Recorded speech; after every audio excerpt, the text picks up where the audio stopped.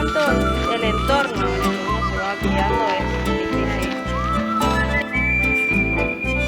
Relleno, 20 pesos es lo que vale.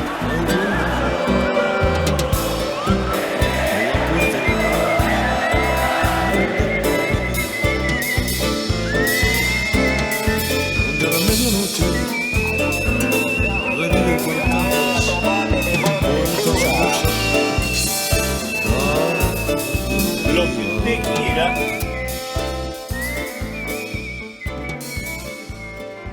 Los sonidos de la calle, un programa de música y palabras.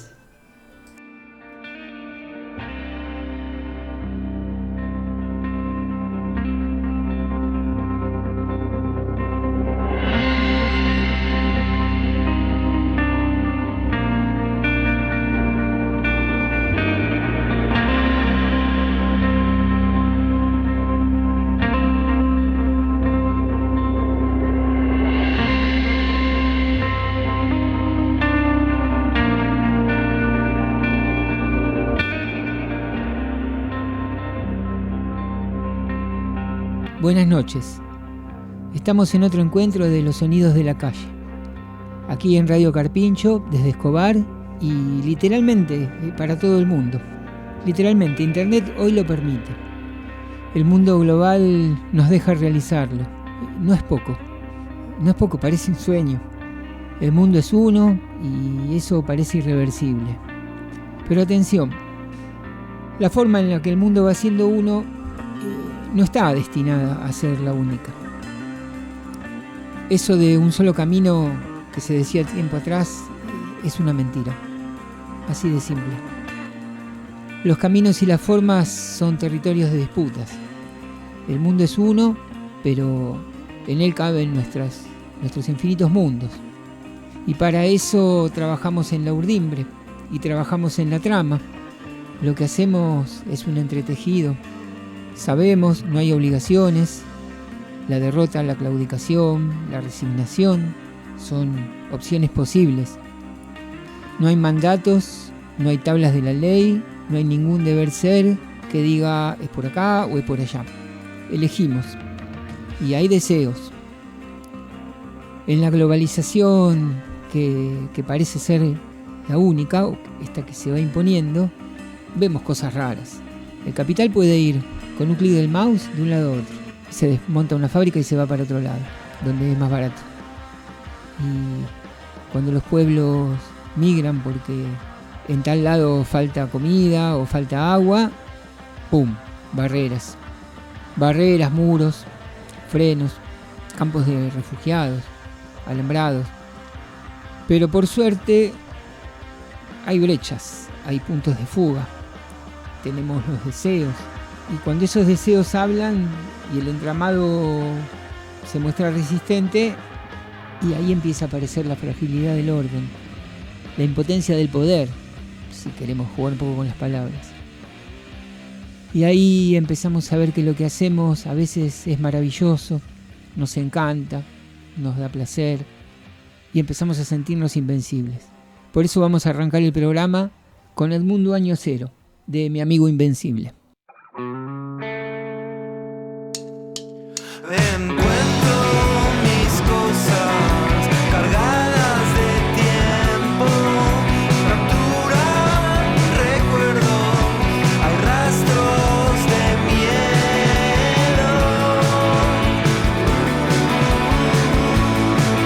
Levanto mis ojos, contemplo las ruinas, refresco mi cara y no cambia nada.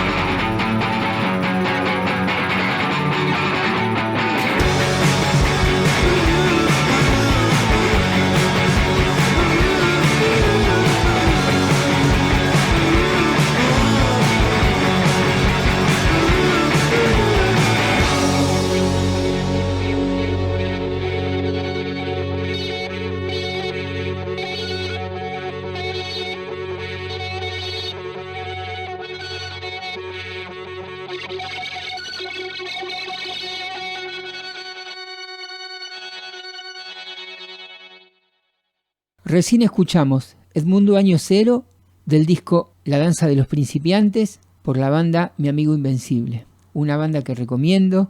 Y también recomiendo entrar en YouTube, mirar, porque tienen una discografía bastante amplia. Es una banda que tiene más de 10 años. Y recomiendo fervientemente ver el arte gráfico, las tapas, los dibujos. Por ejemplo, en este disco de arte y dibujos dice que es de Fede Calandria. Toda la música y los arreglos son de la banda.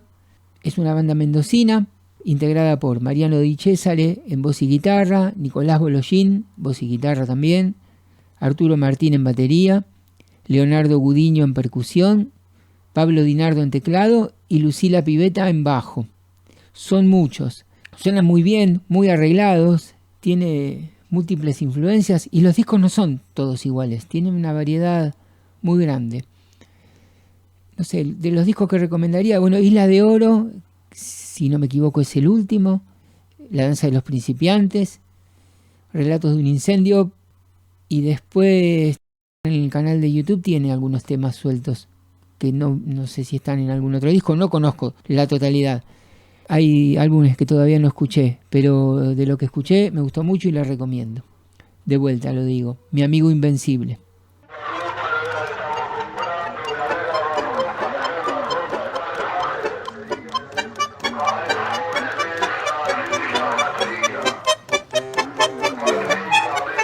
Los sonidos de la calle, música y palabras. A veces las palabras son ociosas. Entonces estaría bien aclarar algo sobre la manera en la que nos comunicamos, las palabras que usamos. Muchas veces yo he dicho nosotros en enlargar una opinión, en alguno de los editoriales, pero ese nosotros no representa un grupo, un colectivo. Soy yo que cobardemente digo nosotros para esconderme un poquito, tal vez, o por vergüenza. Es una costumbre, es un recurso. Ahora otras veces digo nosotros y en realidad nos estamos refiriendo a nosotras las personas. A un nosotros donde hay diversidad en género. Pero a veces se escapa, se pianta una O. Los sentidos de las palabras por lo general ocultan relaciones, siempre ocultan relaciones. A lo que se apunta con el lenguaje llamado inclusivo, que particularmente no me gusta, pero me parece sumamente potente y necesario esgrimir en la palabra cuestiones que están en el grueso de la sociedad, en la base de la sociedad, que en el fondo es la división sexual del trabajo. Así como está la división en clases, está tan arraigada la división sexual del trabajo que en la inmensidad del planeta, en muy pocos lugares, no es algo naturalizado como una piedra o el cielo. Entonces está muy bien que haya intentos. Lo quería decir porque a veces a uno se le escapa, un nosotros, cotidianamente. Sabemos que nunca vamos a caer en esa cosa bizarra que cuando alguien de la política dice nosotros y se acuerda del segundo y dice y nosotras, como entre paréntesis, acordándose con carita de vergüenza. O cuando después en los afiches los partidos se terminan llamando todos y se olvidan de las arrobas y de las A, las I's y las X. Pero me parece muy importante avanzar y poner en claro esas cuestiones. Pedimos disculpas cuando esgrimimos un nosotros que no está claro. Y sobre todo lo digo porque muchas veces leemos textos que han sido escritos antes que todas estas cuestiones estén en escena, en agenda, encima de la mesa. Entonces, si yo leo algo de Marx, y Marx no hablaba de las personas, ni escribía con la arroba, decía el hombre.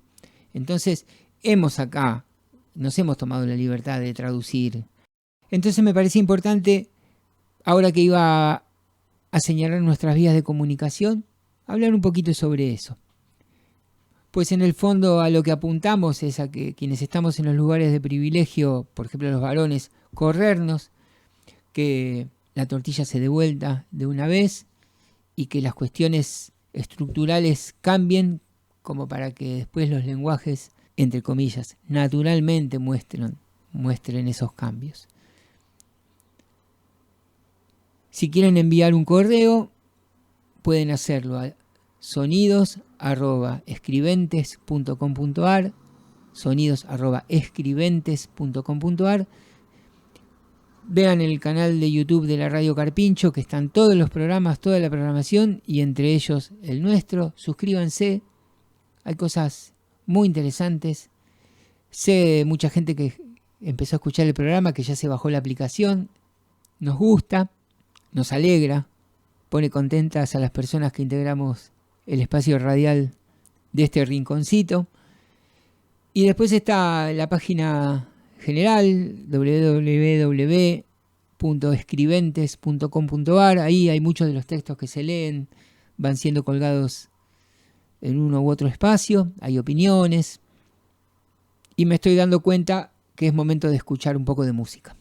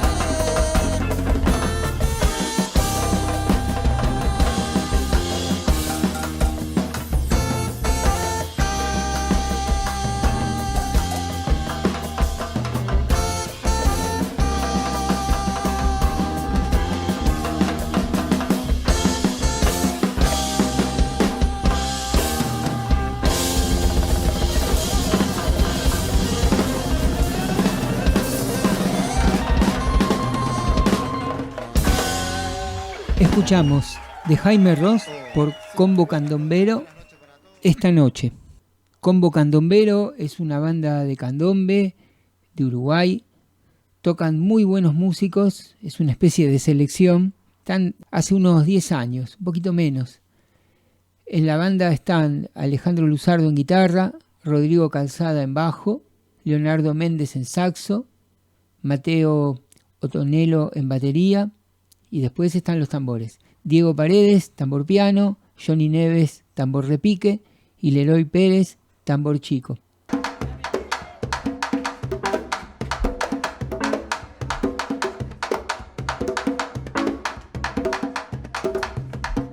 Candombe es un nombre que sintetiza mucho. Fundamentalmente el encuentro forzado por la esclavitud de un número grande de pueblos de África. Montevideo, como buena ciudad con puerto, era un lugar fértil para la trata de personas.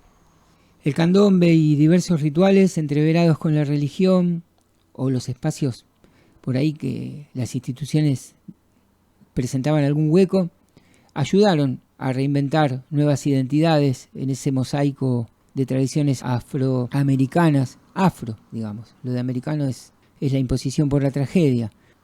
Y entre esa tensión entre lo que se quería mantener y lo que se iba generando de común, van naciendo una serie de costumbres, prácticas, en el desarraigo, pero también en un nuevo reagruparse. Acá cuando se juntaban, yo digo acá, hablo de Montevideo, pero es como si fuese acá. Había un par de lugares donde se juntaban, por ejemplo la Sala de Naciones, por Orígenes, y después también las llamadas. Las llamadas eran los domingos, cuando el patrón daba un espacio para que vayan a las canchitas de tierra, donde tocaban el tambor. Justamente la palabra llamada viene de llamarse con el tambor. Se juntaban para hacer alguna protesta, para llevar algún petitorio.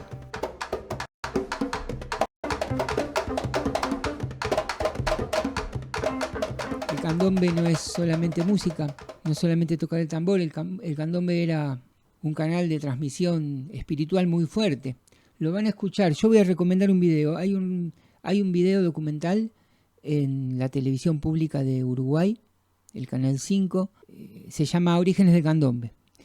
Y también hay una página, candombe.com.uy, que hay buena información. El video es muy interesante, aparte tiene relatos en primera persona.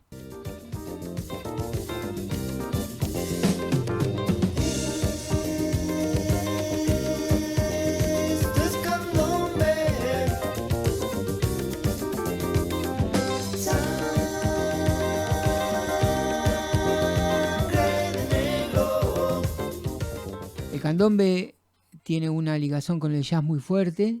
Acá en la Argentina también, y todo vino de allá.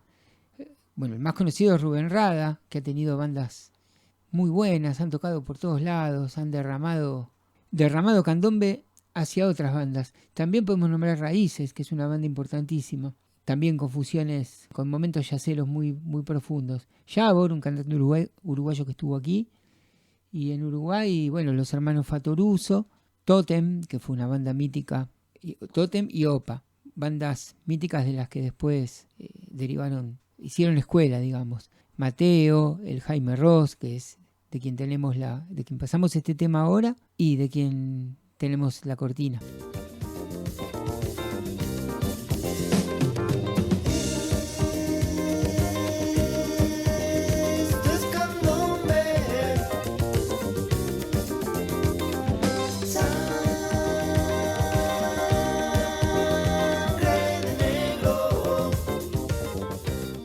Tal vez un día hagamos una selección especial de lo mejorcito que encontremos y vamos a hacer un programa particular sobre el candombe o sobre la música popular uruguaya. Por otro lado, hay una persona que se acercó, que todavía no voy a adelantar demasiado. Me acercó un par de libros y me propuso hacer un programa. Él es afrodescendiente y tiene muchas ganas de hacer algo. Así que vamos a hacer algo sobre los momentos presentes de toda la cultura afrodescendiente que es riquísima y que acá en la Argentina tiene un lugar muy grande, aunque a veces haya grupos y sectores que la quieran invisibilizar. Así que bueno, esperemos tenerlo pronto acá. Los sonidos de la calle, canciones, relatos, poesías.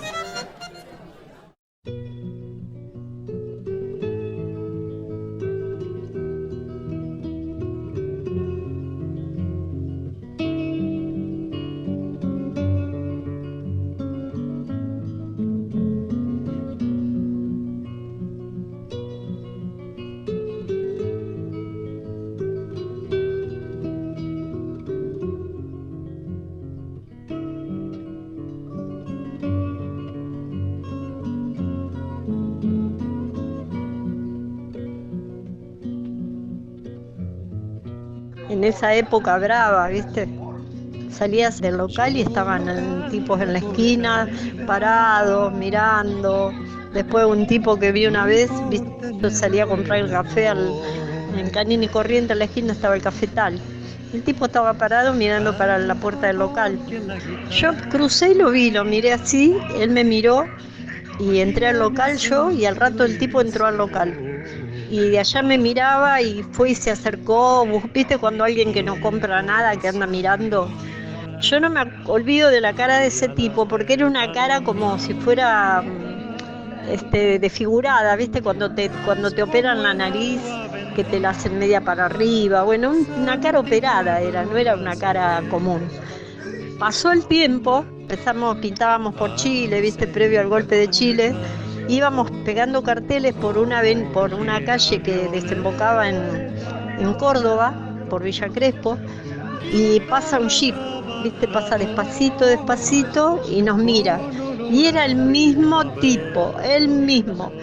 Y el jeep se para a mitad de cuadra más adelante, no había nadie en la calle. Íbamos pegando los carteles, uno de una vereda, el otro de otra. Entonces me acerco al pibe que iba adelante, un uruguayo, le digo, ese tipo nos va a pasar algo. Ya habían matado a Poglioni haciendo lo mismo, ¿viste?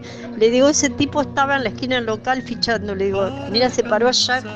Y el tipo se había parado y ¿sabe lo que había hecho?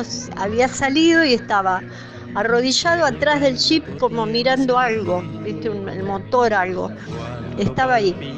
Entonces el pibe, que no era nada miedoso, un personaje era. Bueno, entonces pasamos al lado del tipo, y el tipo que era el mismo, porque no me olvido su cara. Cuando pasamos, ¿sabés lo que hace? Y agarra y mete la mano así, ¿viste? Como metes la mano para sacar un arma. Metió la mano así y me miró y metió la mano así. Y yo te juro que sentí que me cagaba a tiro por la espalda. Yo seguí caminando y nada, ¿viste? No pasó nada. Estoy segurísima de que el tipo venía a cagarnos a tiro, como hicieron con Poglioni, ¿viste? Que iba pegando carteles y lo balearon. Y bueno, cuando él llegó al local, como corrió, ¿viste? La bala le caminó más rápido y cayó ahí.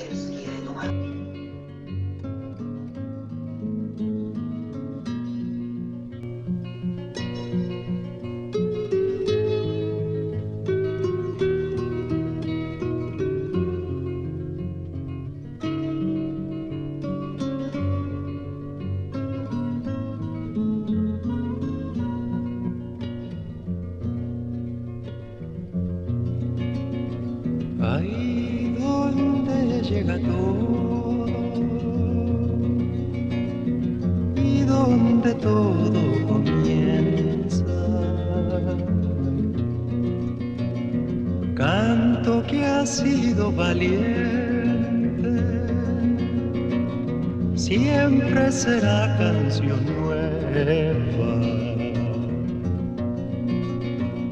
Siempre será canción nueva. Siempre será canción nueva.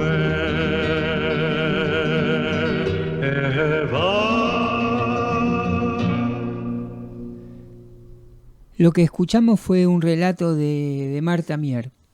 Martita Mier tiene memoria y tiene deseos, fuertes deseos, de que la memoria de un país, de un pueblo, de un grupo dentro de un país, el grupo de la gente de abajo, de la gente que trabaja, de la gente que hace al mundo, no pierda la memoria y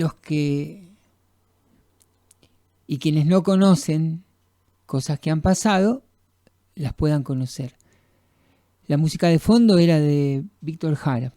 Víctor Jara, el cantor al que le cortaron la lengua, le rompieron los dedos, lo torturaron y lo acribillaron porque decía cosas hermosas. ¿Por qué otra cosa podría ser?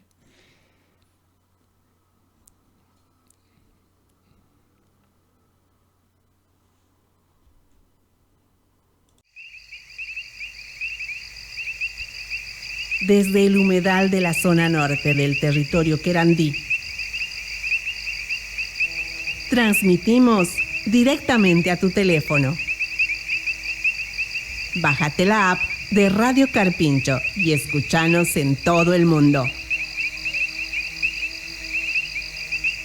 Radio Carpincho Comunitaria, marcando territorio.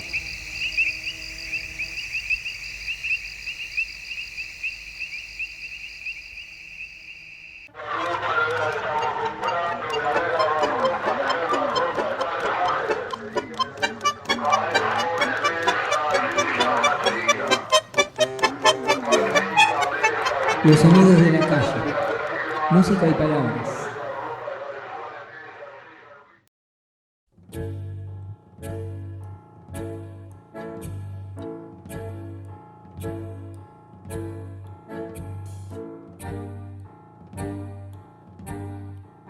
Desentendida, una mujer joven escapa de la lluvia. Moderna, etérea, sonora. Entre los autos que extreman los chillidos de sus ruedas al rodar en el asfalto mojado, un grito ameno y atrevido se destaca en soledad. Son niños que discuten en la vereda, juegan con palabras, irrumpen, desafiando el agua. Ensimismada, en música y palabras, la mujer corre. Sin prisa de asedio, trota. Flotando sobre abigarradas baldosas, corre. Trechos cortos, saltos menguados en el suelo desparejo. Fluye. Busca un agitado resguardo de los cielos que descienden en la forma de agua helada. Esa mujer hermosa corre sin medida. Su paraguas se desarma. El cabello oscila y en el agitar salpica. Acomoda su ropa y presurosa entra a la confitería. Al rato, ya sentada, mira en su recuerdo los pasos recientes y pide una porción de torta. Estación sin tiempo hasta que la lluvia deje de caer. Y así ocurrió. Para hacer real el regreso a casa bajo nubes plateadas que derivan sin sol. Abrir la puerta y correr las cortinas fueron un mismo acto. Ambigüedad en los colores celestes. Claroscuros, porque no es la noche. Claroscuros, que no son del día. Fuego y mar en los techos de la ciudad. Es el limbo del ocaso cuando la lluvia y el sol ceden de agonía. Enciende la radio y una melodía, rapeada en clave hereje, impregna una sonrisa. Las huellas olvidadas en suelos anteriores no son más que arqueología. Sola en casa, descalza, se deshizo de sus prendas húmedas. Sola en casa, mutó su piel hacia ropas secas y livianas. Hace café y desempaña los vidrios. Gracias a un trueno lejano, redescubre la tormenta al otro lado del vidrio. Descree de las gotas repartidas en el aire. Atiende solo los reflejos de la lluvia que se adhieren al vidrio, a cada vidrio. Son nobles derrames que entorpecen la mirada. Gotas verticales peregrinando en la ventana. Pequeñas lupas de un mundo exterior que la declaman. Protege sus macetas, araña la tierra, acerca la mirada a esa urbe diminuta y distingue, al menos en aquel instante, 5 clases diferentes de verdes atonales. Una hora más tarde, una cucharada de yerba maquilla el mate. Se intuye libre de todo albedrío. Acurrucada en almohadones de espuma y heno imaginario, aplaza hasta más tarde toda comunicación. Revisa el fuego de la estufa y se hipnotiza como el griego que habló de dioses en la hoguera cotidiana. Toma su oportunidad y cierra los ojos para crear otro sueño. En ese momento, entiende que descansa. Pasa un rato, uno solo. Es un largo instante de tomar la decisión. Una puerta que es abierta y la escena muta sin perder la calma. Una habitación repleta de colores saturados en telas y sogas infinitas la recibe, como espacio que espera su ángel. Ella se descalza nuevamente y toma una de las telas. Será como ascender en el mástil de un barco sin timón ni timonel y deslizarse entre sus velas en aguas de estanque. Pasan los segundos y ese ángel, que supo respirar, pende como un pétalo aferrado. La lluvia ha quedado lejos, externa y dislocada. Serán 3 o 4 movimientos repetidos. Será una danza de planetas sin órbita. Ella y su tela azul del tiempo. Por fin juega a desvanecerse de toda gravedad, cayendo en un instante, y detenerse en otro, para que su cabello señale un falso suelo de espuma. Y así quedar otros segundos columpiando como en sueños alcanzados de suspiros de aire fresco.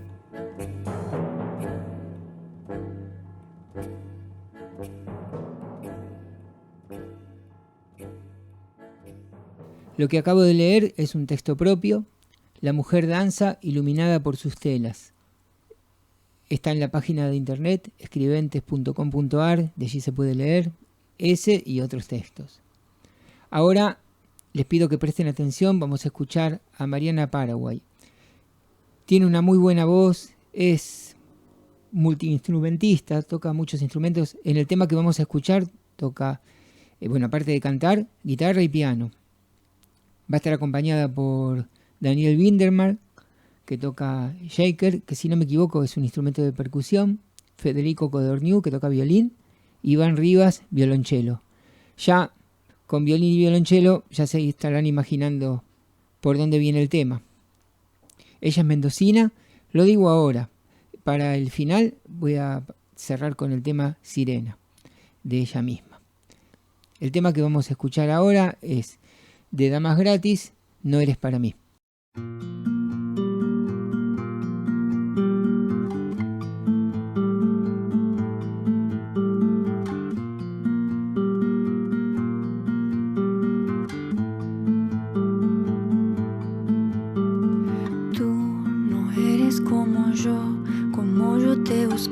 Como te necesitaba, por eso es que tú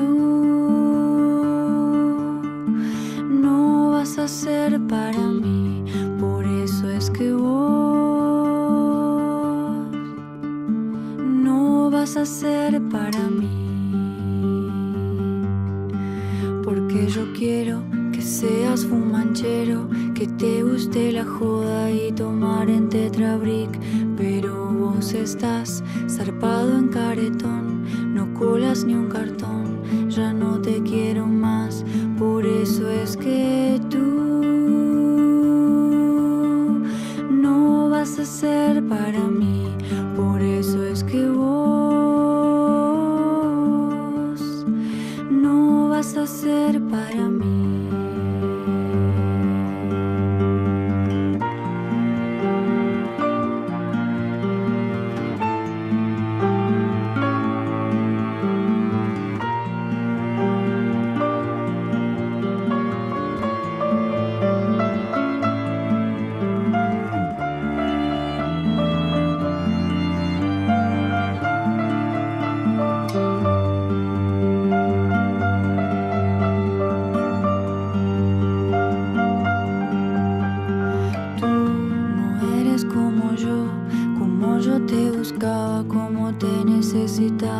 Por eso es que tú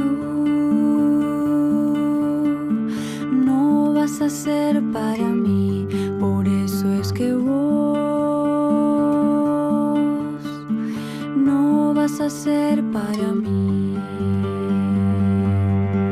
porque yo quiero una piba cumbera que le guste la joda y no se haga la villera, pero vos estás zarpada de careta, encima sos concheta, vos sos un antifiestas, por eso es que tú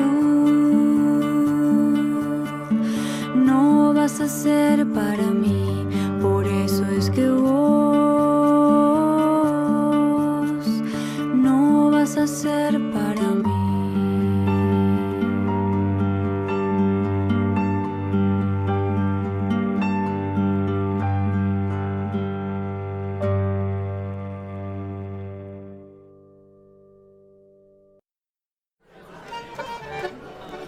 Los sonidos de la calle, canciones, relatos, poesías.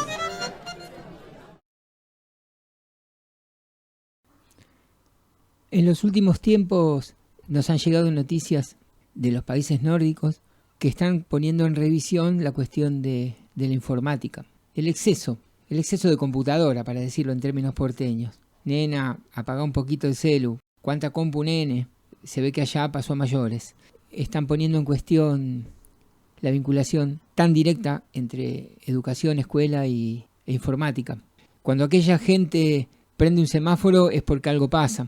Por algo no aceptan el fracking y lo mandan para otros pueblos.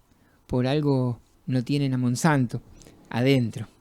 Y siempre está en la agenda el tema de la lectura, la educación. Y la lectura va de la mano de la imaginación. Una de las ausencias más fuertes en estos últimos tiempos, hablando de política, pero hablando en general, es la imaginación. Basta prender la televisión, basta escuchar la radio, basta pispear un poquito lo que se habla en un colectivo. El mundo parece cada vez más reducido a los pocos caracteres, cada vez más reducido al meme por sobre el dibujo. Eso no significa que no haya artistas, eso no significa que no tengamos claro que hay gente brillante. Disfrutamos terriblemente cuando hacemos el programa y nos quedan canciones afuera, lecturas que no nos entran. La apuesta a una lectura larga y sostenida es una apuesta valiosa, es un camino que saludamos emprender. Hablando de, vamos a darle la palabra a Isabel Garín, que nos va a leer Sumatorias, un texto propio de ella misma. Hay una remota sensación de tener que cruzar a pie un país entero, o de inabarcable, igual que frente al mar, ante el libro muy extenso. Me ha pasado de dudar emprenderlo en una cierta evaluación costo-beneficio que nunca he sentido con las obras más breves. A cualquiera, corta o larga, puedo dejarla cuando quiera si no me gusta, pero dejar de leer la extensa me remite a flojedad, abandono, retroceso, como si el libro extenso, solo por esa condición, me desafiara. Pero si el libro extenso me gusta, qué placer que sea ancho como el mar.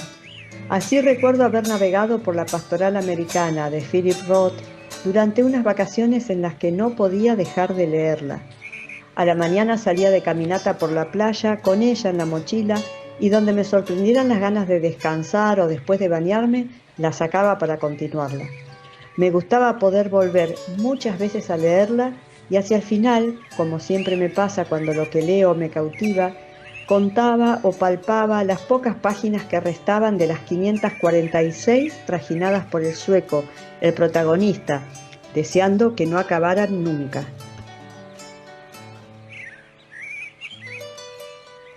A las 765 páginas de El hombre que amaba a los perros, de Leonardo Padura, entré sin ninguna duda y las navegué de día y de noche, atrapada por las vidas dramáticamente confluyentes de Trotsky y de Mercader, y por los tiempos que vivieron de feroces persecuciones, enfrentamientos y guerras, y también atrapada por el melancólico Iván, por los descubrimientos que va haciendo de ese hombre que pasea por la playa con sus galgos rusos. Página tras página, sin ningún naufragio de aburrimiento, deslumbrada por asistir a épocas tan definitorias en la piel y sufrimientos de sus protagonistas. En cambio, estaba por defeccionar con La noche de los tiempos, de Antonio Muñoz Molina, leídas ya una veintena o treintena de páginas, sin que el español Ignacio Abel intentara alguna clase de seducción para que me quedara en su historia. Iba así, a punto de abandonarla, irritada con el nivel de detalle minucioso que se cuenta acerca de ese hombre que se encuentra en la cima de su carrera profesional y también de su hastío familiar, cuando vi cómo hacía barquitos o casitas o avioncitos para sus hijos, él, el arquitecto tan reconocido, jugando al placer de hacer pequeñas cosas con sus propias manos. Y en ese momento hizo el gesto invitador para que no me fuera y terminé fascinada viviendo con él las 958 páginas en las que Abel transcurre su existencia en Madrid entre 1935 y 1936, arrastrado por los remolinos de su amor clandestino con Judith y por el comienzo de la Guerra Civil. Además de esas, ¿cuántas páginas habré leído en mi vida? Una pregunta de respuesta imposible, además de inútil. ¿Para qué serviría saberlo? Pero tal vez le sirve a potenciales lectores conocerlo de antemano, según me contó hace ya tiempo una compañera de trabajo. Había ido a la feria del libro y, suerte para ella, había encontrado varios títulos que le interesaron a muy buen precio. Se los compró y volvió feliz a su casa. Las estaba compartiendo con su familia cuando el hermano menor empezó a hacer una actividad extraña con aquellos ejemplares de novelas, de cuentos o de poemas. Los abría, miraba la última página, parecía contar, dejaba ese libro a un lado, tomaba otro, miraba la última página, contaba algo y así hasta terminar la pila que mi compañera había llevado. Y al final, como alguien agobiado por un descubrimiento de pesadas consecuencias, se agarró la cabeza con las manos y exclamó: «Son 1150 páginas». Había sumado en total las de todos los libros, sin reparar en los títulos, los autores o el entusiasmo literario de la hermana. La sumatoria lo había desolado.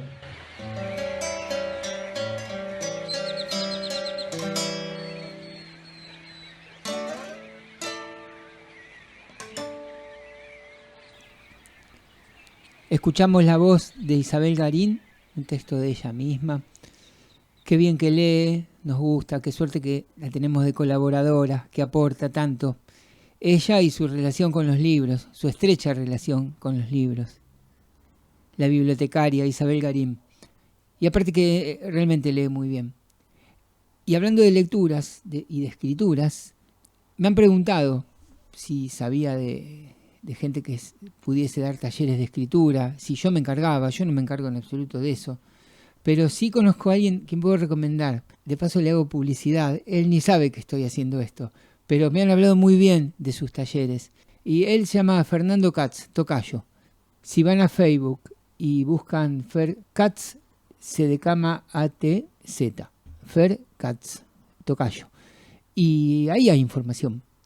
Él cada tanto pone algún afiche publicitando sus talleres. Lo recomiendo porque me hablaron muy bien, gente que circuló por ahí, y hay que darle impulso a la gente para que escriba, así nosotros tenemos textos para leer en nuestro programa y la rueda sigue. Ahora le vamos a dar la palabra a Cecilia Pozo, que nos va a leer una narración propia.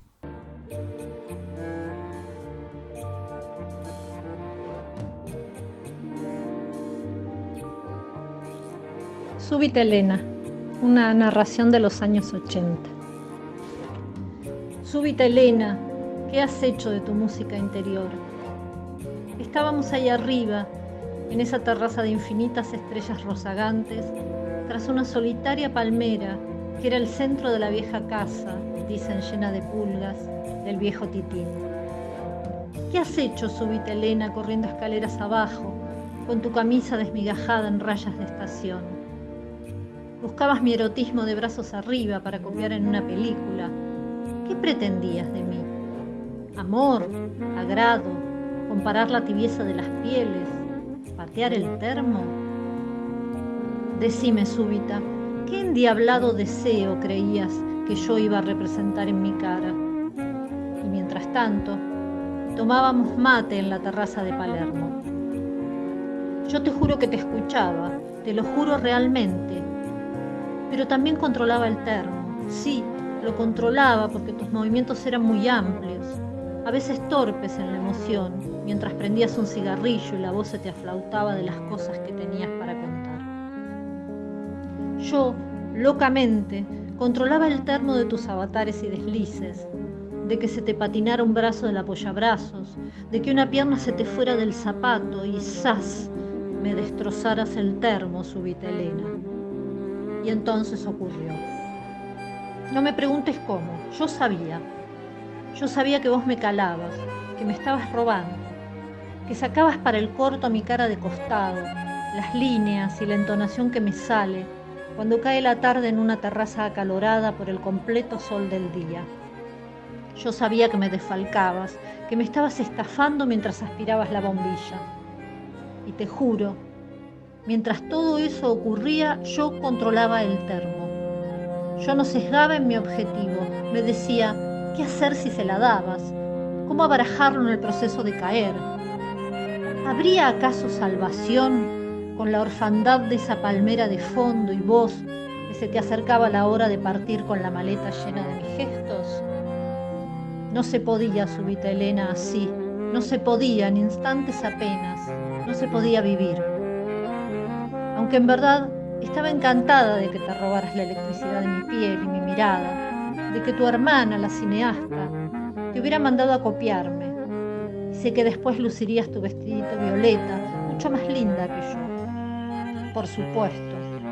Mucho más bella la cara, más decidida, más morocha, más endemoniada, porque claro, vos venías a robar el ángel.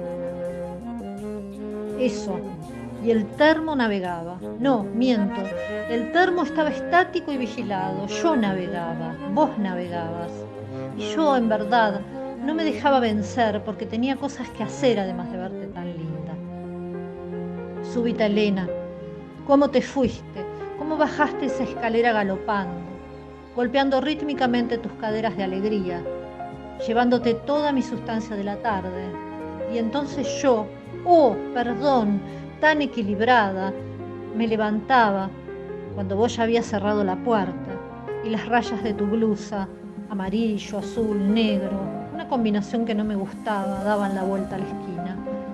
Sí, yo me levantaba y me llevaba puesto el termo con mi lado verdadero, siempre tan sofrenado por sombras y relámpagos. Y se terminaba la tarde, así, de golpe. Y el termo se hacía fragmento tras fragmento, estrellado contra unas dulces baldosas que acumulaban la mugre de mi mente, que vos me habías dejado de souvenir.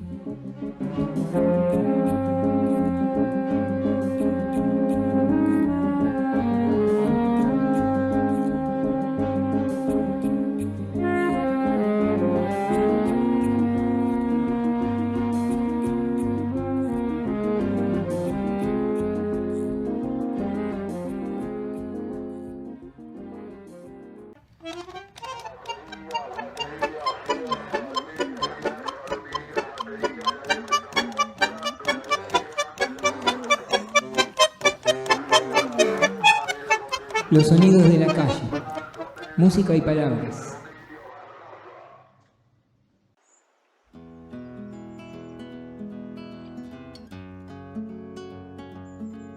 Luego de una muy buena narración de Cecilia Pozo, vamos llegando al final. Allá por el inicio del programa habíamos hablado de los momentos de resignación que se están viviendo. Señalamos que el deseo podía llegar a ser un palo en esa rueda de la aceptación de lo dado. Pasamos por la imaginación y no queremos dejar de despedirnos sin remarcar esa incitación a la imaginación.